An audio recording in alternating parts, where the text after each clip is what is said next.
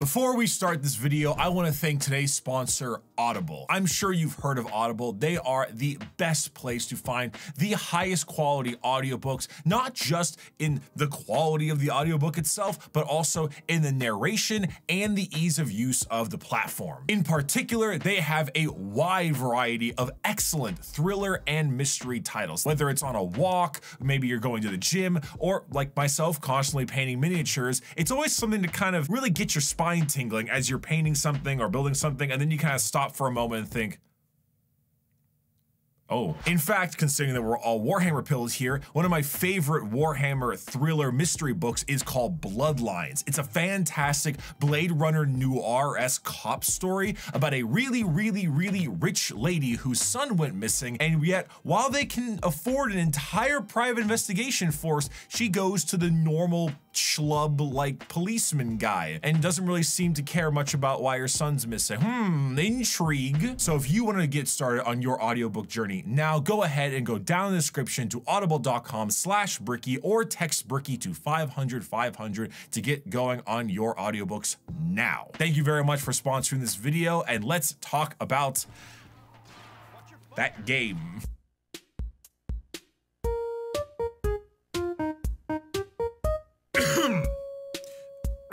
I want to make this extremely clear. Watch those wrist rockets. Do you understand what I'm saying here? Watch those wrist rockets, or I'm gonna be watching you. And it won't be a pretty sight when I find out you are some kind of clanker sympathizer. Clanker? What? Well, that was a kind of strange announcement, wasn't it? Star Wars Battlefront 1 and 2, the originals, being staples of my childhood, much like the real staples, and they, like that store, faded into irrelevance with time. Battlefront was at the height of my Star Wars fandom. I was young, loved the prequels because I was young. I don't like Sans. And mostly adored the video games that came from them. Jedi Starfighter, Republic Commando, Jedi Knight, Bounty Hunter, Pod Racer, Rogue Squadron. I played that shit at the YMCA with those controllers that had the giant, stiff, bendable rubber casing they used to lock it down at a GameStop and other places. Star Wars was my entire childhood, not just from a cultural thing, but also from the entire video game point of view as well. And I look back at those flawed movies and games with a lot of love, especially considering the best thing modern Star Wars has put out is a television series about the random side character who dies in Rogue One. That being said, Andor is really good. One way out. But Battlefront 1 and 2 were at the fore, bringing us a huge volume of diverse locations, battlefields, and my personal favorite, the space battles, where you had to destroy various spots of an enemy capital ship from the outside or board them from the inside. Clone Trooper Bomber,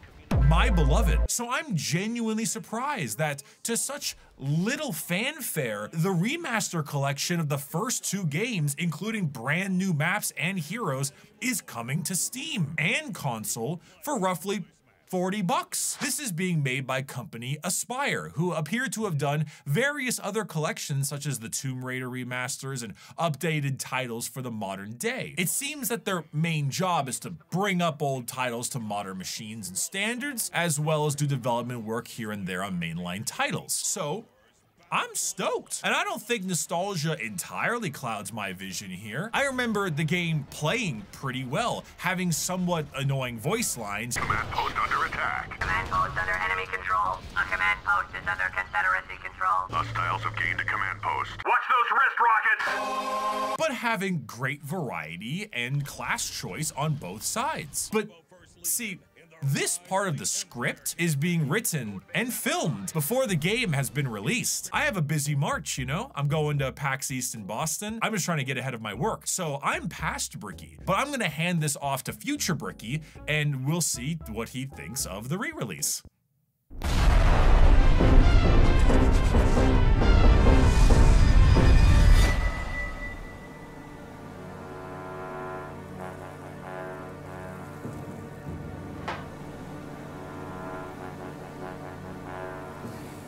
Oh my God. Oh my God. Oh my God. Oh my God. Jesus Christ. Buddha, please. May Allah save my soul. What the fuck is this? Where's the justice in the world? Where sinners run free? Turns out Turns out I love talking about games with overwhelmingly in their reviews, red or blue. If you haven't heard by now, Star Wars Battlefront Classic Collection is basically the worst product that has come out in 2024. This might even include the terrible asset flips that are dumped on Steam simply because of the emotional damage this product has caused me. When I heard that the Battlefront games were coming back, I assumed it would be a version of the usual remaster, because with games this old, that would make sense. Bring those bitches up to 60 frames a second minimum, allow it to be 1080p resolution, also minimum, and allow it to have more streamlined options menus, and like, that's it. The minimum that can be done. But while I want to ask where from the depths of hell this product came from, hell is only a word. Reality is much, much worse. Does creating create like a private game, or does create like a game? Because this looks like I'm creating a private game. Oh God. Okay. I guess maybe I thought they would kind of, I didn't think that we would actually, this would be like it was 15 years ago. I thought there'd be a little bit more clearing it up a bit, you know? Okay, I have to, is there an add all? There is not. I have to add each individual map one by one. I had the wrong idea. I thought that I was playing, not really a remaster, but like, something modern. I am playing a port. This is a port. Oh, chat. Bricky, what did you expect? Guys, what do you mean, what did I expect? This isn't normal. It's the same game. It's literally the same two games, including the same menus, the same game creation, the same graphics, the same fucking frame rate. Oh, but thank God they added the console exclusive heroes to the game. Thank God we have I Can Make Her Worse added to our collection. I have this level of rage built up inside me that wants to be released, but I can't find a good outlet for it because it's saying the same thing over and over again, which is, it's the same game. But luckily for me and you, dear viewer, there are even more ridiculous things that somehow, over the course of 2 decades, they managed to make worse. For example, while the original games have extensive mod support, including custom servers, patches, and more, the new collection does not properly account for any of those and therefore are completely worthless. Secondly, do you know how large Star Wars Battlefront 1 is as a game? 3 gigabytes. 3. Trace, son. Do you know how large Star Wars Battlefront 2 is as a game? 4.3 gigabytes. Would you like to know how big Star Wars Battlefront Classic Edition is? It's 50 gigabytes. 50 gigabytes listed on Steam. When fully installed, it was 63 fucking gigabytes. 63 gigs for games pushing 19 and 20 years old. This product is 8.6 times the size of itself. It's even larger than Battlefront 2. The new one. It's larger than Elden fucking Ring. Miyazaki could fit at least 2 more swamps before this hits 63 gigabytes. And thirdly, this is an immense pet peeve of mine. Despite not adding basically a single new change to the options menu that's actually worth a damn, they did add a streamer mode. So they added one. Lovely. There's a streamer mode. For the uninitiated, streamer mode normally does things like hide your name, IP address. Well, you normally hide your IP address, but you know, sensitive information in a game. But most particularly, it hides your name in the video game so you're not hit by stream snipers. It's a combination to keep you safe and the people watching your stream and people trying to kill you in game. Pretty simple stuff. It also normally does something else, which is remove all copyright music from the game so you don't get struck down by the hand of God, or worse, Disney. So if you're wondering why all of the Battlefront gameplay here is quieter than a church mouse, it's because they couldn't even do that right. And the game, like in the original, plays all the main themes you remember, such as confrontation with Count Dooku, Imperial March, The Last Battle, The Wampa's Lair, Carbon Freeze, and Battle of Heroes. Don't forget Return to Tatooine. I know the names of these tracks because YouTube flagged all of them individually in my stream video on my second channel, which I co-stream at the same time as my Twitch. Check it out. We play lots of fun games that aren't this dumpster fire, and games that know how to remove copyrighted songs in the streamer mode of the game. Sam Lake, that hack, at least had a goddamn setting for it in Control, and you didn't do it in your re-release of two 20-year-old games. I'm going to piss my pants. I'm gonna shit. My jorts will never be the same. And the icing on the cake, the final bit of this whole disgusting pile, is that the game is $35. $35 for two games stapled together at 8.6 times the file size, no upgrades of any kind, and for two games you can still buy on Steam for substantially cheaper and with real mod support. You are paying 35 bucks for an inferior product and the privilege to only click one game on Steam instead of two.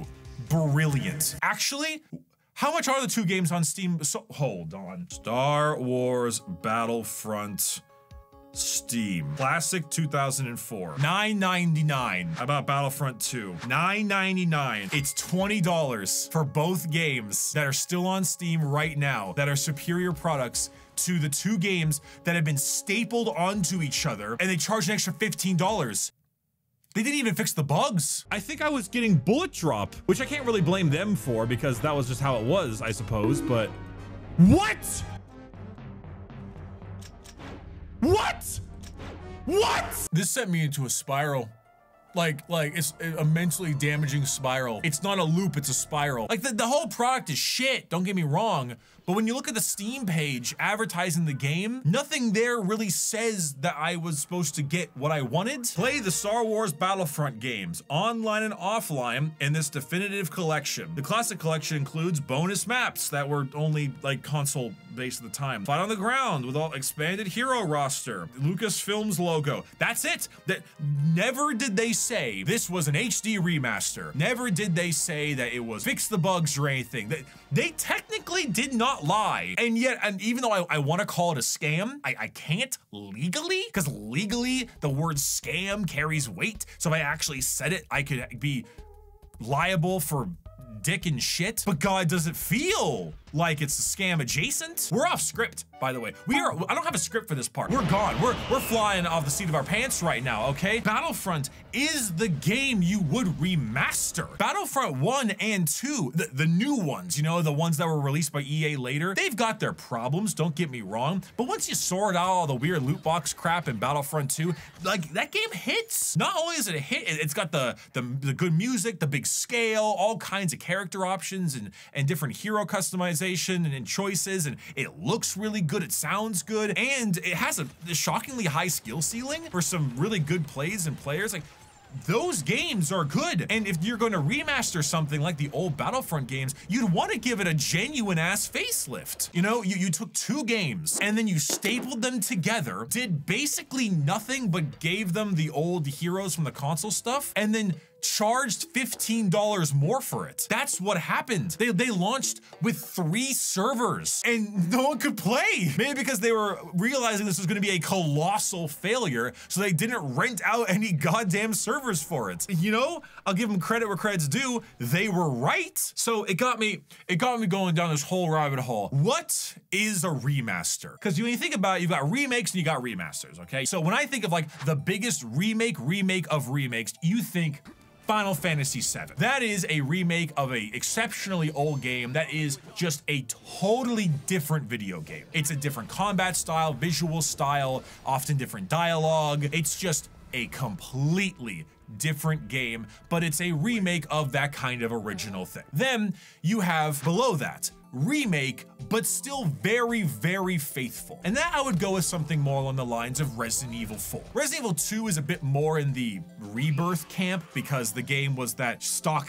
camera angle Resident Evil style thing back when they changed the third person. Resident Evil 4, obviously, the original was a third person action horror and the new one is too, but it's still pretty darn faithful. You have the same characters, you have the same villains, a lot of the voice lines are the same, even if they do take a little bit of, you know, a little bit here and there with it, but the actual gameplay of the game doesn't have as much of a massive departure as a Resident Evil 2 or a Final Fantasy Rebirth does. Then you have your more traditional remaster. We're gonna buff this game up with new visuals, and that's about the farthest we're going to go. To me, I think of this like Halo 2 Anniversary Edition. The Master Chief Collection is its own thing, but Halo 2 Anniversary is a complete remake of Halo 2 with a better graphics, crazy new visuals for all the cutscenes, but the dialogue and the gameplay and all of that is just about the same. It's basically an identical game, but with a huge visual facelift. Then you have your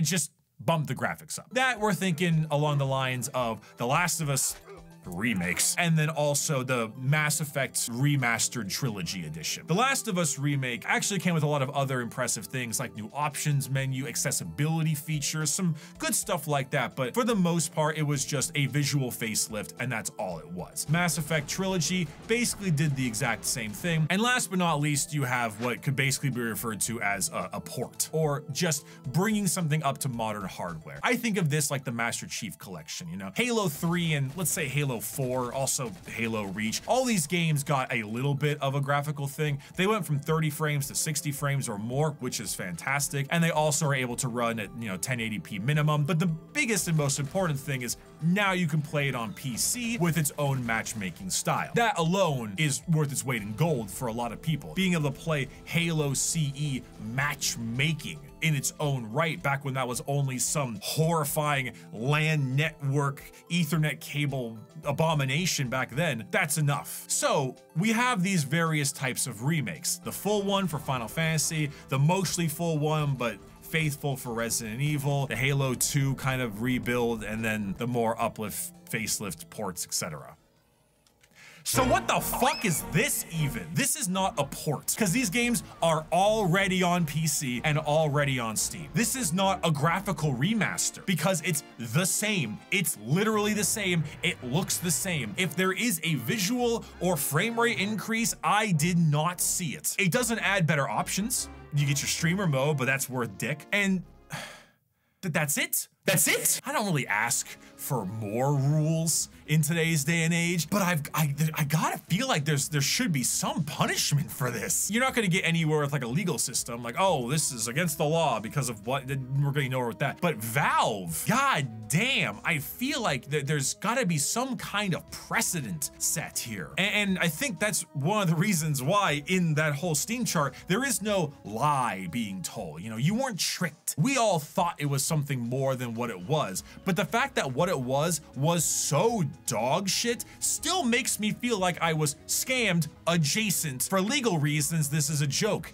asshole. So there's a bit of a lesson to be learned from this, I think. One, double check that your remake, remaster, whatever the hell this thing is actually what you say it is. Two, maybe we should talk to someone about this. Maybe someone should get in trouble for this. I would like someone to get in trouble for this, for making this decision. Remember that Unity guy? That guy who was like, we're gonna charge you for using Unity even after you paid your dues or whatever? That guy worked for EA apparently and wanted to charge you for like reloading your gun in Battlefield, and they fired him for being too greedy. I feel like somebody here needs the same treatment. And just, you know, goddamn, there are so many remakes and remasters that are coming out right now, and a lot of them are worth the salt. There's definitely this issue, and this happens a lot in Hollywood too, where so many different movies are just being like, this is the old IP we had, let's pull it back, let's pull it in, let's use that old thing we had. And you're getting tired of the bringing it back to the old days, the Michael Myers redone Halloween movies. But sometimes when you do that shit right, when you genuinely give it the